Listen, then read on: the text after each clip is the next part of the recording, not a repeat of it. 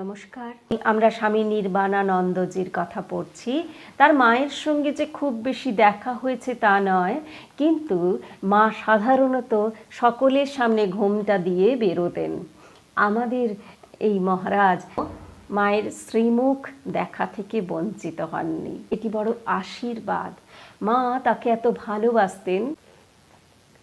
কাশী থেকে এসছেন পশ্চিমবঙ্গে, বন্যা তখন চলছে, রিলিফে গিয়েছে, এমন খাটছে নাওয়া খাওয়া ভুলে। এই যে বললুম গুটি কতক লোক যারা নিজেদের দেহ বুদ্ধি স্বার্থ বুদ্ধি সব ভুলে যায়, ঠাকুরের তৃপ্তির জন্য কাজ করে, রিলিফে কাজ করছে নিজের নাওয়া খাওয়া ভুলে গিয়ে। ঠাকুর খুশি হবেন, কিন্তু দেহটি তো তার ধর্ম বোঝে, তাই একেবারে রুগ্ন হয়ে গিয়েছেন। মা দেখা মাত্র চমকে উঠেছেন, তোমার শরীরের কি হাল? না মা, রিলিফে গেছিলাম তো তাই একটু এরকম হয়েছে। না না, বেশ খারাপ হয়েছে, তুমি এখন এইখানেই থাকো, অন্য কোথায় যেও না। কিন্তু মহারাজ বলছেন, না মা, আমি তপস্যা করতে যাব। মা বলছে না, কিন্তু প্রবল বাসনা তপস্যার। মা কিছুতেই দিচ্ছেন না অনুমতি, বলছে তুমি ছেলে মানুষ, তোমার এখন তপস্যায় গিয়ে কাজ নেই বাবা, তুমি কোথায় খাবে, কি করবে, কি জুটবে, কষ্ট হবে, তুমি এখানেই থাকো। তপস্যা করতে যেতে চাইছে, মা না বলছেন। শরীরটা থাকলে ঠাকুরের কাজ কত করতে পারবে, শরীরটা সামলাও এখন। আরে তপস্যা তো তার হচ্ছেই, যে স্বার্থ শূন্য হয়ে যাচ্ছে, অহং বুদ্ধি একেবারে নিঃশেষ হয়ে যাচ্ছে যার মধ্যে থেকে, এই কাজের মধ্যে দিয়ে, এই কর্মযোগের মধ্যে দিয়ে। কারণ তার সমস্ত কাজ সমস্ত চিন্তা ঠাকুরের প্রীতির জন্য। তাহলে তার আর কি তপস্যা দরকার? এই তো সাধনা, এই তো কঠোর সাধনা। কিন্তু ছেলে মানুষ, সে বোঝে যে তপস্যা করাটাই দরকার। মা তাই তাকে স্বয়ং ভগবান বলছে, তোমায় ওইভাবে তপস্যা করতে হবে না। কিন্তু তার তো ওই রোগ। ঠাকুর বলেছেন যে প্রথম প্রথম সাধন করছে, তার খুব রোগ, তুমি আরও এগিয়ে যাও। না, আমি তপস্যা করতে যাব। শেষে মা বলছেন, আচ্ছা যাও, তুমি তপস্যা করতে যাবে তাহলে কাশীতে যাও, ওইখানে সেবাশ্রমে থাকবে আর ভিক্ষা করে খাবে ওখানে। তখন বলছে মহারাজ যে ঠিক আছে কাশী যাব, কিন্তু ওটা মনোপুত নয়, সে বনে জঙ্গলে গিয়ে তপস্যা করবে, পাহাড়ে গিয়ে তপস্যা করবে, অনেক বেশি কৃচ্ছ সাধন করবে ভগবানের জন্য। তাকে কিনা বলছে কাশীতে যাও। এত সহজ চলবে না। কি অদ্ভুত, সহজ চলবে না। আমি তোমার জন্য আরও কষ্ট করব, আমি বুকের রক্ত ক্ষয় করব, এই শরীর পাত করতে রাজি আছি তোমার জন্য। তার সিদ্ধি কে আটকাবে? তাই বলছে, মা আমি কাশীতেই যাচ্ছি তোমার কথা মতো, ঠিক আছে, কিন্তু আমি এখান থেকে হেঁটে হেঁটে যাব, পায়ে হেঁটে যাব। তখন মা গররাজি হয়েও রাজি হয়েছেন, কিন্তু এই ভগবানের জন্য এত কৃচ্ছ সাধন। মা স্বয়ং ভগবান তাকে আশীর্বাদ করছেন, খুব আশীর্বাদ করছি বাবা, তোমার সিদ্ধি হোক। কে আটকাবে তার সিদ্ধি, যে ভগবানের জন্য এত করতে পারে? স্বামী যোগানন্দ, আমরা সবাই জানি ঠাকুর চলে যাবার পর তিনি মাকে কীরকম যত্ন করে দেখাশোনা করতেন। সে যত্নের বহর এতটাই যে মায়ের প্রাণ গলে গেছে। যে মা এই জগতের মা, জগতের মায়ার বাঁধন তাকে কিন্তু বাঁধতে পারে না। সেই মা বলছেন যে যোগীন আমাকে যত ভালোবাসতো, অমনটি আমাকে কেউ ভালোবাসতে পারবে না। যে ভগবানকে এত ভক্তি আর ভালোবাসতে পারে যে তার হৃদয়ে গভীর দাগ পড়ে যায়, ভগবান কি তার হৃদয়ে আসবে না? তাকে দেখবে না? তার মাথার উপরে তার হাতটি তো থাকবেই, এ তো স্বাভাবিক কথা। স্বামী যোগানন্দ অসুস্থ শরীর নিয়ে যখন চলে যাচ্ছেন, তখন শেষ সময়ে মাকে বলছেন, মা, আমার সামনে ব্রহ্মা এসেছেন, বিষ্ণু এসেছেন, শিব এসেছেন, আর স্বয়ং ঠাকুর এসেছেন। যে মাকে এত ভালোবেসেছে, এত যত্ন করেছে ভগবানকে, ঠাকুর আসবে না? তাকে কোলে করে নিয়ে যাবে। স্বামী নির্বাণানন্দজি তিনি এই সূর্য মহারাজ খুব সেবা করতেন রাখাল মহারাজের।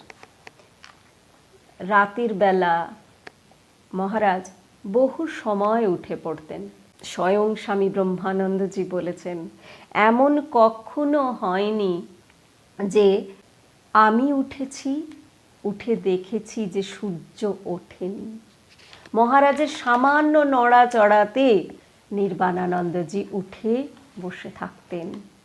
সেবক, যে বুদ্ধিতে সেবাশ্রমের মহারাজ সেবা করেন রুগীদের তুলে এনে ভগবান জ্ঞানে, মন্দিরে ঠাকুরের সামনে মহারাজ যে বুদ্ধিতে, যে ভক্তি নিয়ে পূজা করেন, ঠিক একই বুদ্ধিতে, একই ভক্তি আর সেই বিশ্বাসে, ভগবান বিশ্বাসে ঠাকুরের সন্তানের সেবা করেন এই সেবক স্বামী নির্বাণানন্দজি। মহারাজ এত প্রীত যে বলছেন, একদম শেষ শয্যা তখন রাখাল মহারাজের, চলে যাবেন, তিনি বলছেন নির্বাণানন্দজিকে যে, বাবা, আমি তো সন্ন্যাসী মানুষ, আমার কাছে সোনা নেই, রূপা নেই, আমার বলে কিচ্ছু নেই, আমি তো ত্যাগী, আমি নিজেকেও তো ত্যাগ করে দিয়েছি তারই পায়ে, তাই কিচ্ছু নেই, কিন্তু আমি তো তোর সেবায় খুব সন্তুষ্ট হয়েছি, তাই কিছু দিতে চাই। কি সেই দেওয়া? তোর ব্রহ্মজ্ঞান হোক, তোর নির্বাণ লাভ হোক। যা ছিল তাই দিয়েছেন ঠাকুর, তার সর্বস্ব তার সন্তানদের দিয়ে গেছেন। নরেনকে বলছেন, তোকে আজ আমার সর্বস্ব দিয়ে ফকির হলুম। ব্রহ্মানন্দ মহারাজ ব্রহ্মজ্ঞান লাভ করেছেন, নির্বাণ লাভ করেছেন, এছাড়া তার আর কিছু নেই। তিনি এত সন্তুষ্ট, তিনি সেইটি দিয়ে যাচ্ছেন, তোর ব্রহ্মজ্ঞান হোক, তুই নির্বাণ লাভ করবি। পরম্পরা, নিজেকে তুচ্ছ করে ত্যাগ করে তার পায়ে দিয়ে দাও, সব পেয়ে যাবে। ছোট্ট সংসার ত্যাগ করো, বৃহত্তর জগৎ ভোগ করবার সুযোগ মিলবে। এই সংসারে সেবা করো, ঈশ্বর জ্ঞানে প্রত্যেককে তুমি যোগী হয়ে উঠবে। সব কিছু ঈশ্বরময় জগৎ, আর সেই জগৎকে তুমি ভোগ করবে। উপনিষদের মন্ত্র, ঈশাবস্যমিদং সর্বং যৎ কিঞ্চ জগত্যাং জগৎ তেন তক্তেন ভুঞ্জিথা মা গৃধ কস্য সিদ্ধনম। একেই বলে ত্যাগের মধ্য দিয়ে ভোগ। ছোট্ট আমির ত্যাগ, আর বৃহৎ জগৎ আমার ভোগ। ছোট্ট ছেড়ে বৃহৎ পেলাম, গেইনার হলাম না লুজার হলাম? অবশ্যই গেইনার, কিন্তু কঠিন, বলা সহজ, বুঝতেও হয়তো পারা যায়, কিভাবে করতে হয় সেও হয়তো জানা যায়, কিন্তু বাস্তবায়িত করা কঠিন। স্বামীজি বলছেন অভ্যাস, রোজ সমস্ত চিন্তায়, প্রচেষ্টায়, কর্মে নিজেকে একটু একটু করে ছাড়তে ছাড়তে সিদ্ধ হওয়া যায়। এমনি করে একদিন সবটুকু ছেড়ে দেওয়া যায় তার জন্য, তার প্রীতির জন্য। কখন? যখন তিনি আমার কাছে সব থেকে বিশেষ, তার প্রতি আমার গভীর অনুরাগ। আমি জানি যে আমি শুধু তার জন্যই ভাবছি, তাকেই ভালোবাসছি। তো তাকে ভালোবাসলে তার জন্য আমি সব ছাড়তে পারি, তারাই মুক্তি পায়। বিশেষ শত সহস্র লোকের মধ্যে দুই একজনা, এই দুই একজনার মধ্যে এই সব মহারাজ, এই স্বামী নির্বাণানন্দ, এরা তার সন্তান, তাদের সন্তান। আমরাও হতে গেলে অমনটি হতে হবে। তো স্বামী ব্রহ্মানন্দ চলে যাচ্ছেন, তিনি সন্তুষ্ট, তাই তিনি নির্বাণ লাভ হোক এই আশীর্বাদ দিয়ে যাচ্ছেন। আর এই যে ঠাকুরের সন্তান যারা, স্বামী ব্রহ্মানন্দ, স্বামী বিবেকানন্দ, এরা তো সাক্ষাৎ সন্তান। তো তাহলে সেক্ষেত্রে তারা কত বড় আশীর্বাদ পেয়েছেন। তাদের সঙ্গে ঠাকুরমা স্বামীজির নারীর সম্পর্ক। আমরা যেরকম আমাদের শিশু যে যাদেরকে আমরা গর্ভে ধারণ করি, তার সম্পর্কে যেরকম আমরা বোধ করি, ঠাকুরমা তার এই সন্তানদের জন্য তেমনটি বোধ করেন। আর বোধ করেন বলে তারা যখন কাছে নেই, তবু তাদের এরা অনুভব করতে পারেন। মায়ের শেষ সময়, মা তো ভীষণ অসুস্থ হয়েছেন, তো চলে যাবেন। সে সময় আমাদের স্বামী ব্রহ্মানন্দ মহারাজ ভুবনেশ্বরের মঠে রয়েছেন, আর সেবক তো নির্বাণানন্দজিও রয়েছেন সেখানে। আমরা সবাই জানি 1920 সালের 21শে জুলাই মা চলে গিয়েছেন। সেই দিন ভুবনেশ্বরের মঠে রাত্রি 1:30টার সময় ওই রাখাল মহারাজ উঠে পড়েছেন, আর রাখাল মহারাজের সামান্য নড়াচড়াও টের পায় এই সেবক। তো সূর্য মহারাজও উঠে দেখছেন যে মহারাজের সেদিন যেন মনটি একটু অন্যরকম, বেশি গম্ভীর। তিনি সমস্ত শরীর আলোয়ানে ঢেকে একটা ইজি চেয়ারে বসে আছেন। তো সেবক এসে জিজ্ঞাসা করছেন, মহারাজ কি হয়েছে? মহারাজ বলছেন, সূর্য, রাত এখন কত? বলছে এতটা বাজে। বলছে কেন জানি না, মায়ের জন্য আমার মনটা যেন কেমন কেমন করে উঠছে, আমি ঘুমোতে পারছি না। সূর্য, মা ভালো আছে তো? মায়ের অসুখের খবর গিয়েছিল মহারাজের কাছে, আর ঠিক ওই সময়টিতে মায়ের চিন্তায় মহারাজ অস্থির হয়ে উঠেছেন। মনটাকে ঘুরাবার জন্য সেবকের কি প্রাণান্তকর চেষ্টা। মহারাজ বড় তামাক খেতে ভালোবাসতেন।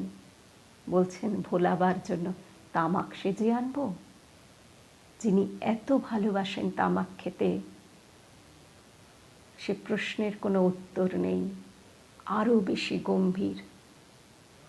তখন সেবক আর কোনো কথা না বলে ওইখানে থেকে চলে গেলেন, বসে রইলেন অন্য জায়গায় গিয়ে, আর কিছু বলবার সাহস করলেন না।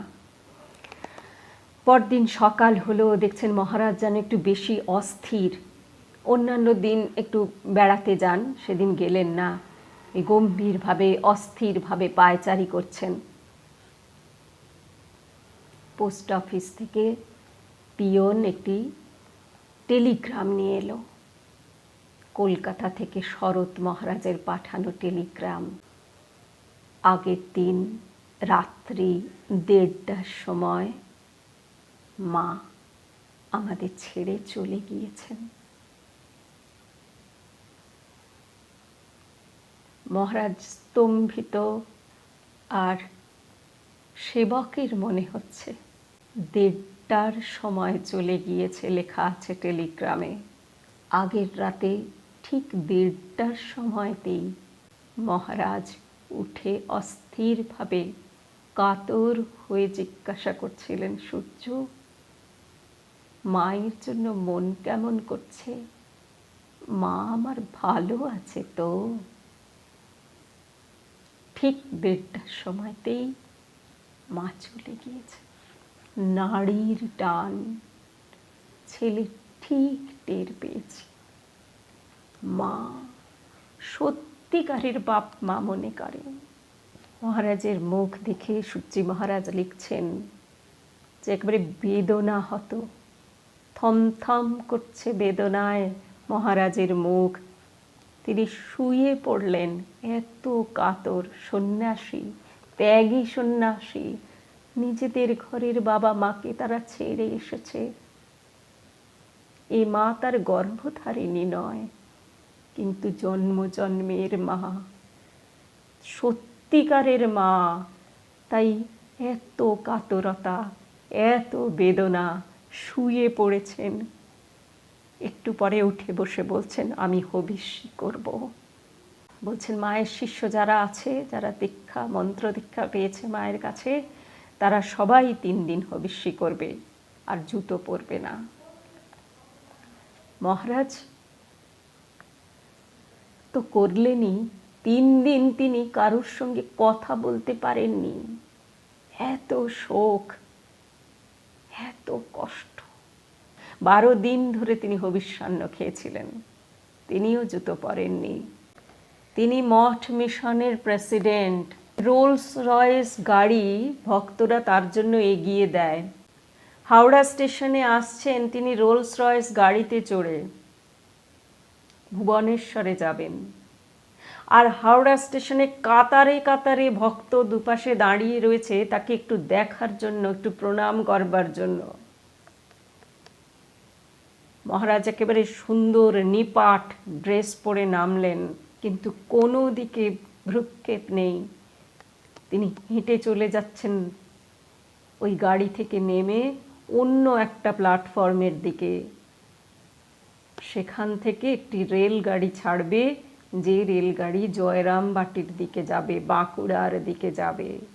সেই রেলগাড়িতে মা বসে রয়েছেন, ওই আমাদের দুঃখিনী, অতি সাধারণ বেশধারী মা সেই কামরায় বসে রয়েছেন। দুঃখিনী বলা ভুল, যারা এমন সন্তান, ওই রোলস রয়েস থেকে নেমে আসা তার সন্তান, সেই প্ল্যাটফর্মের মধ্যে মা গাড়িতে রয়েছেন। প্ল্যাটফর্মের মধ্যে হাজার লোকের হেঁটে যাওয়া সেই মাড়িয়ে যাওয়া প্ল্যাটফর্ম, নিপাট ড্রেস, ইস্ত্রি করা। শুয়ে পড়লেন, সাষ্টাঙ্গে প্রণাম করছেন মাকে। যতক্ষণ রেলগাড়িটি দৃষ্টির বাইরে না চলে গেল, মহারাজ একই রকমভাবে হাত জোড় করে দাঁড়িয়ে আছেন। এই হচ্ছে ভক্তি, এই হচ্ছে ভালোবাসা, এই হচ্ছে মায়ের সন্তান। যত বড়ই হই তবু মা আমাদের আশ্রয়, তার আঁচলের তলায় আমি শিশু সন্তান। তাই বলছেন, এতদিন পাহাড়ের আড়ালে ছিলাম। এত ভক্তি করত তারা, যে মায়ের শরীর যখন দাহ করা হয়, মহাপুরুষ মহারাজ বলেছিলেন দাহ হয়ে যাবার পর যে সতীর শরীরের এক একটা অংশ বুকে নিয়ে 51টা সতী পীঠ তৈরি হয়েছে। আর এইখানে সেই সতীর সমস্ত শরীর এই বেলুড় মঠের মাটিতে মিশে গেল ভস্ম হয়ে। তাহলে বেলুড় মঠ কত বড় তীর্থ! সেই তীর্থে যেতে হবে আমাদের একেবারে কাঙালিনীর বেশে, দিনহীনের মতো। আমরা দিনহীন, কেন কি আমাদের কাছে মা নেই, আমাদের সেই যোগ্যতা নেই, মনে সেই ভক্তি নেই, সেই ভালোবাসা নেই, তাই তো মায়ের আশীর্বাদ নেই, তাই তো ভিক্ষা, তাই তো কাঙালি। স্বামী নির্বাণানন্দজি তার একদিনের কথায় লিখেছেন যে হরি মহারাজকে তিনি জিজ্ঞাসা করেছিলেন যে মহারাজ, ঘর বাড়ি বাপ মা সব ছেড়ে তো মঠে এলাম, কিন্তু ভগবান দর্শন তো হলো না। তখন তুরীয়ানন্দজি একটি উত্তর দিয়েছিলেন, তখন নির্বাণানন্দজির পাথেয় হয়েছে, তার নির্বাণ লাভ হয়েছে, আমাদেরও পাথেয়। স্বামী তুরীয়ানন্দজি তার প্রশ্নের উত্তরে বলছেন যে দেখো, ঠাকুর হলেন কল্পতরু, তোমরা সব কল্পতরু বৃক্ষের নিচে এসেছো।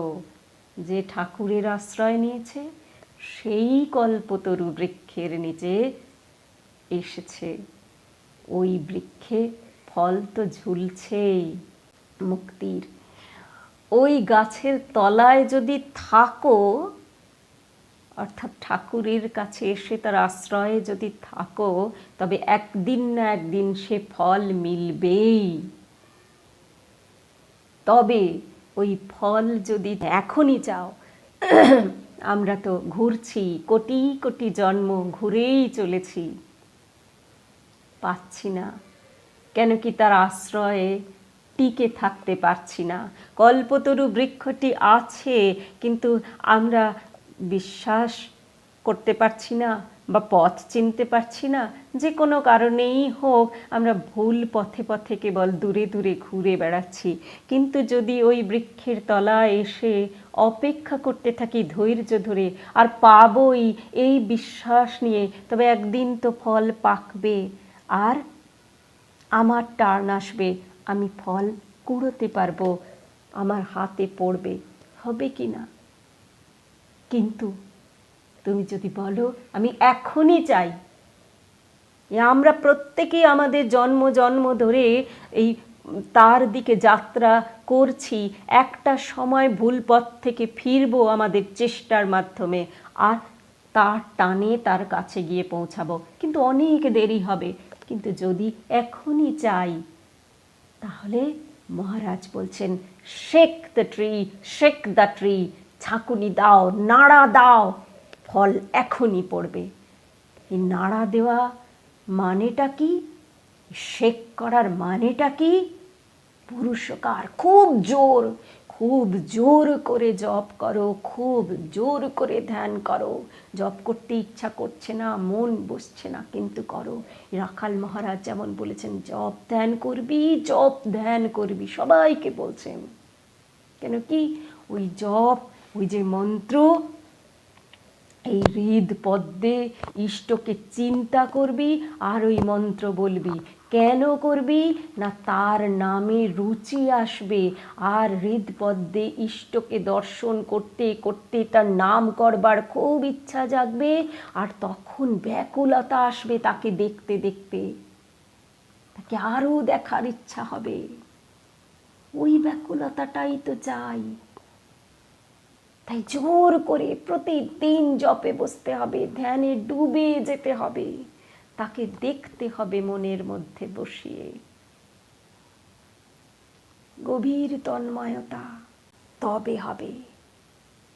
সেটা হচ্ছে পুরুষকার, খুব চেষ্টা, তাহলে ফল পড়বে। যত বেশি নাড়া দেবে, যত চেষ্টা করে, যত শক্তি দিয়ে তুমি নাড়া দেবে, তোমার হাতে ফলটা তত এসে পড়বে, কিন্তু পড়বেই। নিজেদেরকে তুচ্ছ করে, এমন করে ঠাকুরের কাছে আত্মসমর্পণ করাটাই আমাদের কাজ। তারই চেষ্টা এই নিজেদের উদ্যম করে করতে হবে, এটি তো মূল। আর তার জন্য এই যে সৎসঙ্গ, সাধুসঙ্গ, আমরা সাধুসঙ্গ সময় পাই না, তাই এই তাদের জীবনগুলো আমাদেরকে পথ দেখায়। এগুলোই সাধু সঙ্গের কাজ করে। স্বামী চেতনানন্দজি যখন হলিউডে যাবেন তখন স্বামী নির্বাণানন্দজি তার নামটি রেকমেন্ড করেন। তখন স্বামী চেতনানন্দজি কথা বলেছিলেন যে মহারাজ, আমি হলিউডে কিভাবে যাব, আমি তো ইংরাজিতে ভালো বক্তৃতা দিতে পারি না। প্রায় 1 বছর কেটে গেছে বিভিন্ন রকম প্রসেস করতে। যখন তিনি চলে যাবেন তখন এই নির্বাণানন্দজি, অনেক বয়স তার তখন, তিনি বলছেন যে বক্তৃতার মধ্যে ল্যাঙ্গুয়েজ কতটা ভালো, কতটা আলংকারিক সেইটি নয়, যেহেতু আধ্যাত্মিক পথ দেখাবার জন্য তুমি বক্তৃতা দিচ্ছ, তার মধ্যে আধ্যাত্মিক শক্তির প্রকাশ থাকা চাই। কার? যে বক্তৃতা দিচ্ছে সেই বক্তার মধ্যে। সাধুর জীবন ত্যাগ, তপস্যা আর সাধন ভজন করেই তো তৈরি হয়। আর এই ত্যাগ যদি খাঁটি হয়, তপস্যা যদি সত্যিকারের হয়, আর সাধন ভজন যদি নিয়মিত নিষ্ঠা সহকারে করতে পারে, তাহলে তার সংস্পর্শে আসা মানুষের মন ঊর্ধ্বগামী হবেই হবে। সে খুব ভালো আলংকারিক ভাষায় বলতে পারুক, চাই নাই বলুক, কিন্তু তার প্রাণের, তার অন্তরের কথা অন্যের প্রাণ, অন্যের হৃদয়কে স্পর্শ ঠিকই করবে, অন্তর স্পর্শ করবে। ঠাকুর অত্যন্ত গ্রাম্য লোক, গ্রাম্য ভাষায় চলতিভাবে কথা বলতেন। অনেক সময় গালিগালাজও তার কথাবার্তাতে চলতো।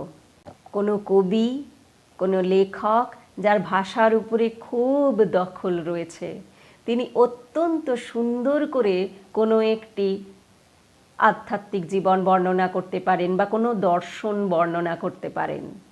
লোকে মুগ্ধ হয়ে শুনবে, নিশ্চয়ই শুনবে, হিপনোটাইজড হয়েই হয়তো শুনবে। কত সুবক্তা রয়েছে, কিন্তু যতক্ষণ শুনল ততক্ষণ, শুনবার পরে শেষ, বক্তৃতাও শেষ, তার মনের মধ্যে থেকে তার রেশটাও শেষ। সোল এলিভেটেড হয়নি, ঊর্ধ্বগামী হয় না মনটা, ওই অলংকারী বাক্যের ছটায়, কথার বিনুনিতেই ঘুরছিল মনগুলো।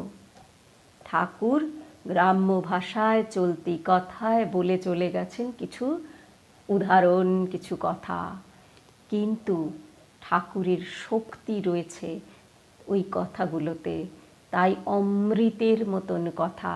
তাই তার সংস্পর্শে যত মানুষ এসেছিল, তারা ব্যভিচারী হোক, তারা পরীক্ষা করুক, ঠাকুরকে বিশ্বাস প্রথম দিকে করুক চাই নাই করুক, অতি সাধারণ ব্যক্তি হোক, প্রত্যেকের জীবনগুলো খুঁটিয়ে দেখলে দেখব পরিবর্তিত হয়ে গেছে। তারা ঠাকুরকে পরখ করতে এসেছে, একটিবার হয়তো এসেছে, তথাপি পরবর্তীকালে তাদের জীবনগুলো পরিবর্তিত হয়ে গেছে। যারা বিশ্বাস করেছে, সর্বক্ষণ থেকেছে, তাকে অনুসরণ করে গেছে, তারা তো অবশ্যই পরিবর্তিত। আজও তার কথা কথামৃততে শুয়ে আছে বইয়ের পাতায়। যারা গ্রহণ করছে, পড়ছে, অনুসরণ করছে, ওই অমৃত তাদের প্রাণকে জাগিয়ে তুলছে। তাদের মৃত্যু নেই, তাদের আত্মাগুলি অমর হয়ে যাচ্ছে। তাই শুনলে অমনটি শুনব। তাই সাধু সঙ্গ এখন এই করোনা পিরিয়ডে খুব অসুবিধাজনক, কিন্তু সাধু মহারাজরা, তাদের গভীর তপস্যা নিরত জীবন রয়েছে, সাধন ভজন রয়েছে, নিষ্ঠা রয়েছে, ভক্তি রয়েছে। তারা যা বলবেন সেই অল্প কথাতেও তাদের ওই সাধন ভজনের শক্তি, পবিত্রতার শক্তি দারুণ প্রকাশ থাকবে। ঠাকুরকে খুব ভালো বোঝা যাবে। সাধক জীবন তাও আছে তার সঙ্গে, তাই ঠাকুরকে তারা অনেক ভালোভাবে বুঝতে পারছেন। আর তাদের সংস্পর্শে, তাদের ওই কথা শুনে আমাদের প্রাণগুলো হয়তো একটু বেশি শক্তি পাবে, উদ্যম পাবে, যে কল্প বৃক্ষের তলায় সব ভুল পথ ছেড়ে একদিন ফিরে আসব। আর আরও বেশি শক্তি যদি হয় তাহলে শেক করব, নাড়াবো সেই কল্পতরু বৃক্ষকে। কে বলেছে হয়তো ফলটিও একদিন জুটে যাবে।